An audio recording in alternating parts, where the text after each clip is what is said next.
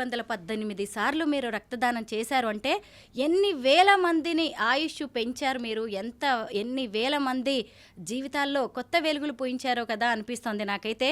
ముందుగా మీకు నమస్కారాలండి. చేతులెత్తి నేను నమస్కరించాల్సిందే. ఎందుకంటే రక్తదానం చేయడానికి ఎవరు అంత తొందరగా ముందుకు రారు. అంటే ఎవరి బిజీ వాళ్ళది.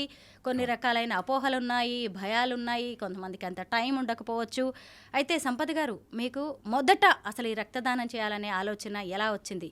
తొలిసారి మీరు రక్తదానం ఎప్పుడు చేశారో గుర్తుందా? గుర్తుందండి. 2000 ఇయర్లో చేశాను. గాంధీ హాస్పిటల్లో ఒక వ్యక్తి రక్తం అందక మరణించాడు అనే ఒక న్యూస్ అనేది పేపర్లో చూడడం జరిగింది. వెంటనే అదే రోజు గాంధీ హాస్పిటల్కి వెళ్ళి డొనేట్ చేశాను. అప్పటి నుంచి ఇంకా ప్రయాణం ఆగలేదు.